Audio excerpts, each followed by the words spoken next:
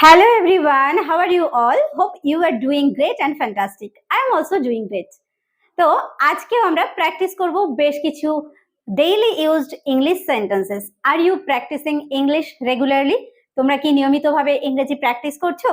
তো আজকে আমরা যে সমস্ত সেন্টেন্সগুলো শিখবো সেগুলো একটু বড় সেন্টেন্স। তবে বড় সেন্টেন্স দেখে ভয় পাওয়ার কিছুই নেই, কারণ ভীষণ ইজি ভাবে তোমরা এগুলো বলতে পারবে। তো without wasting any time, let's get started.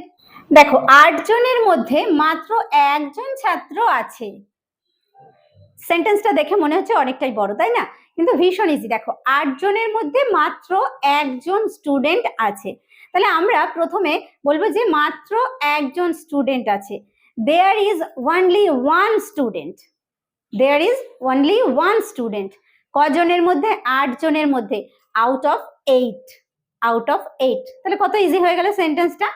There is only one student out of 8. There is only one student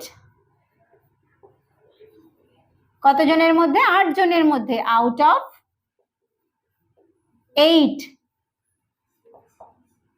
There is only one student out of 8.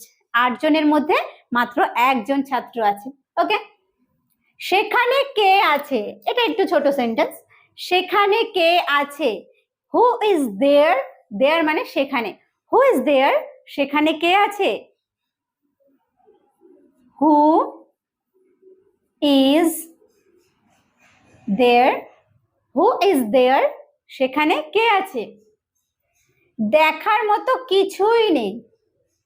অনেক সময় হয় এমন একটা জায়গায় আমরা গেছি, সেখানে হয়তো ভেবেছি যে ভীষণ ভালো ভালো কিছু জিনিস দেখতে পাবো, তো ফিরে এসে বা দেখতে গিয়ে তখন মনে হলো যে না, সেরকম কিছুই নেই দেখার। ফিরে এসে কাউকে বলছি যে সেখানে দেখার কিছুই নেই। There is nothing. সেখানে কিছুই নেই টু সি, দেখার বা দেখতে পাওয়ার মতো। তাহলে there is nothing to see, সেখানে দেখার কিছুই নেই। দেয়ার ইজ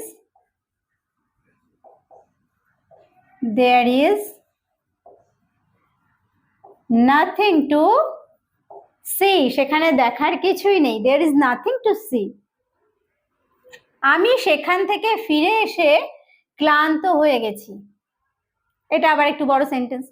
আমি সেখান থেকে ফিরে এসে ক্লান্ত হয়ে গেছি, অর্থাৎ কোথাও গেছিলাম, সেখান থেকে ফিরে আসার পর আমার আর শরীর ভালো লাগছে না, কোনো কাজ করতে ইচ্ছে করছে না, মানে খুব টায়ার্ড লাগছে। তো টায়ার্ড মানে ক্লান্ত। আবার আমরা ব্যবহার করতে পারি এক্সস্টেড। এক্সস্টেড মানেও ক্লান্ত। তাহলে আই গট এক্সস্টেড, আমি ক্লান্ত হয়ে গেছি। কখন? ফিরে এসে, তাই না? সেখান থেকে ফিরে এসে। After returning from there. I got exhausted after returning from there. I got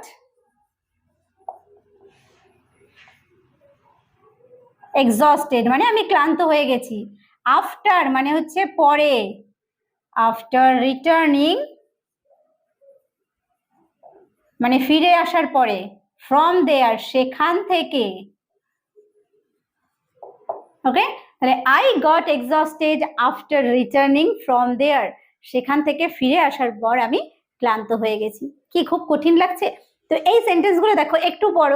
আমরা যখন প্র্যাকটিস করছি, ধরো একটা বড় সেন্টেন্স তার মধ্যে বললাম, বলে আর বুঝতে পারছি না যে এটা কিভাবে বলবো, তো শুধুমাত্র প্র্যাকটিস করে যাও, লিসেন করো, ভিডিও দেখো, ভিডিও শোনো, বিভিন্ন ইংলিশ স্পিচ শোনো। তো তার মধ্য দিয়ে কিন্তু প্র্যাকটিসটা অবশ্যই করতে হবে। যতই আমরা শুনি না কেন, কিন্তু প্র্যাকটিস না করলে আমরা কিন্তু বলতে পারবো না। ঠিক আছে, লেটস কন্টিনিউ। দেখো, আমি সেইখানেই যাচ্ছি। কেউ কোনো একটা জায়গার নাম বলছে যে এই জায়গাটায়, বলছে হ্যাঁ হ্যাঁ আমি সেইখানেই যাচ্ছি, মানে তুমি যে জায়গাটার কথা বলছো আমি সেইখানেই যাচ্ছি। That's where I am going. That's where মানে হচ্ছে সেইখানেই, আই এম গোয়িং মানে আমি যাচ্ছি। That's where I am going. That's where I am going. That's where I am going, আমি সেইখানেই যাচ্ছি। তারা একটি নতুন বিল্ডিং নির্মাণ করছে। তারা একটা নতুন বিল্ডিং নির্মাণ করছে, মানে বিল্ডিং তৈরি করছে। তো এই নির্মাণ করা বা তৈরি করাকে বলা হয় কনস্ট্রাক্ট। কনস্ট্রাক্টিং মানে তৈরি করছে, তাহলে তারা নতুন একটা বিল্ডিং তৈরি করছে। দে আর কনস্ট্রাক্টিং, তারা নির্মাণ করছে বা তৈরি করছে। আর নিউ বিল্ডিং, একটা নতুন building. They are constructing a new building. They are constructing, they are constructing, তারা তৈরি করছে আ নিউ বিল্ডিং, একটা নতুন building. They are constructing a new building. তাদের দেখা উচিত নয়, তাদের দেখা উচিত নয়। উচিত অর্থে আমরা কি ব্যবহার করি? উচিত অর্থে ব্যবহার করি শুড, মানে আমার এটা করা উচিত, আই শুড ডু দিস। তাহলে শুড নট কখন ব্যবহার করব? যখন উচিত নয়। তাহলে আমার এটা করা উচিত নয়, I should not do this, আমার এটা করা উচিত নয়। ঠিক তেমন ভাবে দেখো, তাদের দেখা উচিত নয়, they should not be seen, they should not be seen. তাদেরকে দেখা বা তাদের দেখা উচিত নয়, they should not be seen. They should not be seen, তাদের দেখা উচিত নয়। সে গতকাল তার বন্ধুর সাথে টেলিফোনে কথা বলছিল। অনেক বড় একটা সেন্টেন্স মনে হচ্ছে, তাই না? সে গতকাল তার বন্ধুর সঙ্গে টেলিফোনে কথা বলছিল। তাহলে সে কথা বলছিল, হি was talking, he was talking, সে কথা বলছিল। কিসে কথা বলছিল? ফোনে, টেলিফোনে, অন ফোন। তাহলে হি ওয়াজ টকিং অন ফোন। কার সঙ্গে কথা বলছিল? তার বন্ধুর সঙ্গে। উইথ হিজ ফ্রেন্ড, তার বন্ধুর সঙ্গে। কবে? গতকাল, yesterday. He was talking on phone with his friend yesterday. He was talking on phone, he was talking, সে কথা বলছিল, অন ফোন, ফোনে বা টেলিফোনে, with his friend, with his friend yesterday. Okay, he was talking on phone with his friend yesterday. Clear?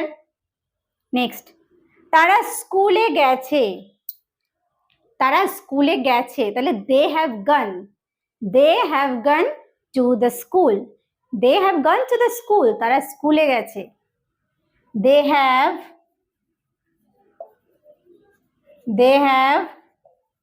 gone to the school, they have gone to the school, তারা স্কুলে গেছে। তারা সর্বদা এ বিষয়ে তর্ক করে। কোন একটা বিষয়, এই বিষয়টা নিয়ে তারা সবসময় তর্ক করে। তাহলে দে অলওয়েজ, তর্ক করা ইংলিশ হচ্ছে argue. They always argue on this matter, on this matter মানে এই বিষয়। They always argue on this matter. They always argue on this matter. They always argue on this matter. তাকে চিঠি দেওয়া প্রয়োজন, তাকে চিঠিটা দেওয়া প্রয়োজন।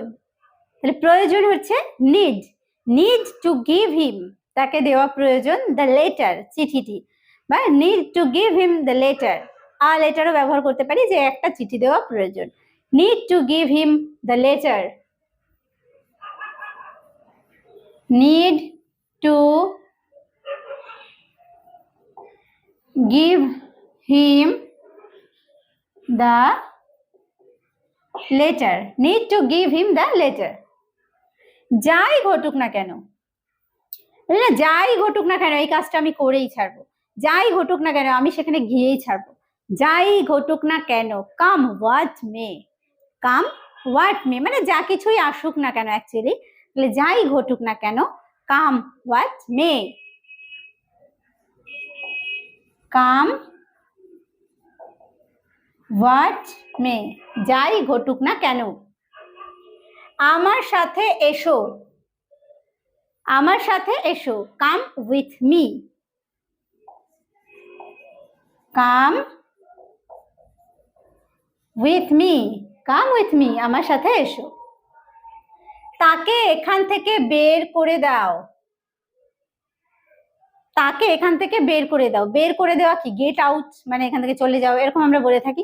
তাহলে তাকে এখান থেকে বের করে দাও। Get him out of here. Get him out of here মানে এখান থেকে। Get him out of here.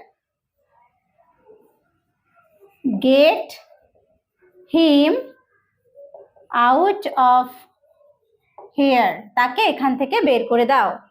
এমন কিছু নেই, এমন কিছু নেই। Nothing like that.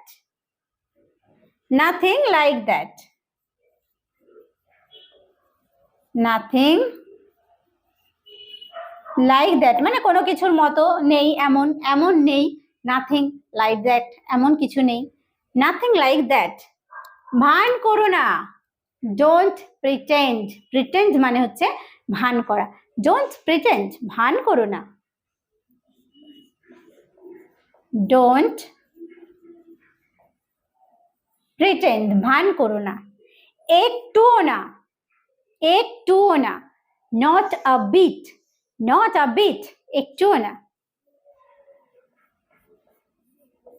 Not a bit. Not a bit, একটুও না। তাহলে আজকের ভিডিওতে আমরা শিখলাম বেশ কিছু রেগুলার লাইফে ইউজ করার মতো ইংরেজি বাক্য। তো ভিডিওটি অবশ্যই তোমাদের ভালো লেগেছে। ভালো লাগলে একটা কমেন্ট করতে ভুলো না, আর অবশ্যই একটা লাইক করে দিও। ভিডিওটি শেষ পর্যন্ত দেখার জন্য প্রত্যেককে থ্যাংক ইউ। দেখা হবে নেক্সট ভিডিওতে।